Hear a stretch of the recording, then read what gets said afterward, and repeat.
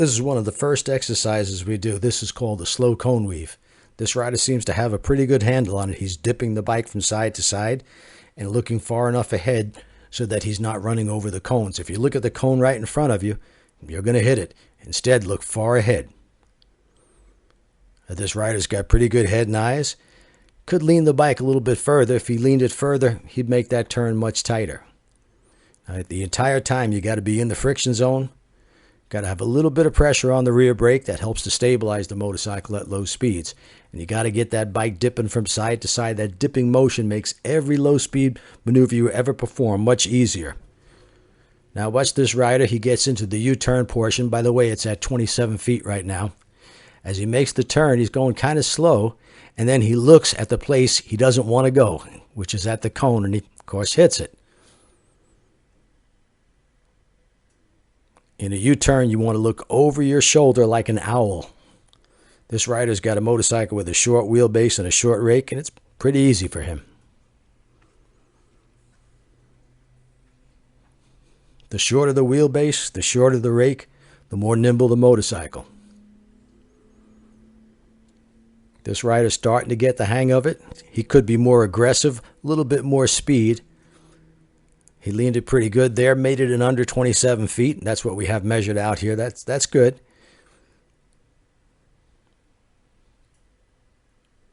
If you don't get that bike dipping from side to side far enough, you're going to wind up knocking over the cones.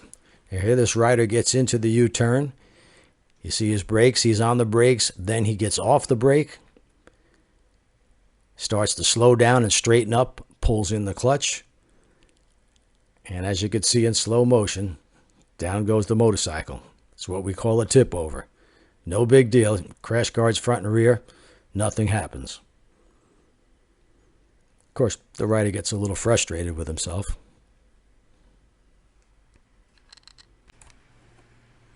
This exercise is called the offset cone weave. It's a series of swerves to the left and swerves to the right, or quick left turns and quick right turns. The point is to get that bike leaning from side to side again, from left and then transitioning quickly to right. This rider is doing what we see this all the time. He's going too slow. His brain is saying go as slow as possible. By going too slow, it's almost impossible to lean the bike and feel the transition. He's doing his best to keep the bike as straight up as possible. He's fighting what the designer of the motorcycle wanted the bike to do. And it's very common. Speed through here should be 10 to 12. He's probably going about 6. Now here is exactly what it should look like. Speed through here is about 10 to 12 miles per hour. No sooner does the bike turn left than it's got to turn right.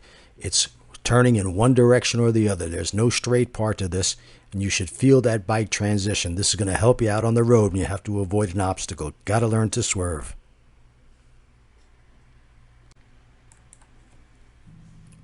This exercise is called the intersection. Donna's demonstrating it here perfectly. It's a quick head turn, the head and eyes in the friction zone, little pressure on the rear brake. Now this is about an hour or so into the class, and the riders are starting to take the instructions a little bit better. They're losing some fear. The intersection could also be called a four-leaf clover or an iron cross. No sooner do you get into the leg, make your U-turn, turn your head quickly, and look for the next green cone.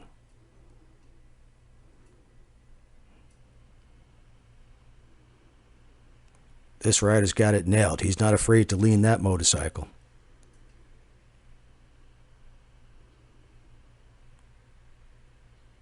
This rider's just a bit tentative, but he's not doing too bad. Unfortunately, he's not using his rear brake. He's just using the clutch and throttle. That makes it more difficult. The rear brake is a little helper, helps to control the speed, and helps to stabilize the bike at low speeds.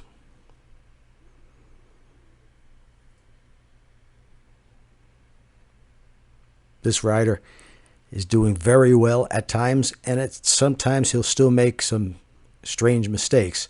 He just needs a little consistency, and the only way to get consistent is to practice more. The more you do it, the better you're going to get at it. And these are perishable skills. If you take this class and then you leave and never practice again, you'll revert right back to where you were before you started.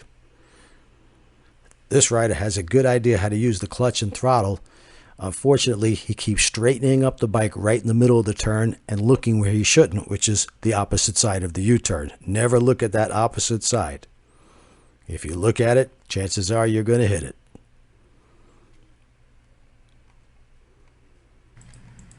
I hear a lot of people talk about a bike has a high center of gravity, making it more difficult to control. Well, if you know the proper techniques, head and eyes, friction zone, no problem. This bike has a very high center of gravity, but as you can see, the rider knows what to do. He knows how to use the techniques. Here's another rider with virtually no fear.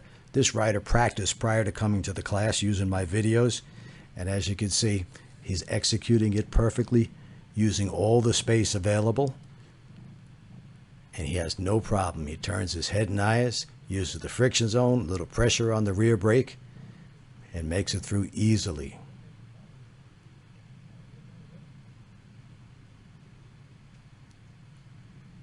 Here's the rider who sometimes is perfect and other times makes mistakes, which is very common. It just needs a little consistency. He goes through the first 2 circles just fine. Now watch what happens as he gets into the last circle. This one is 24 feet. Cut himself short.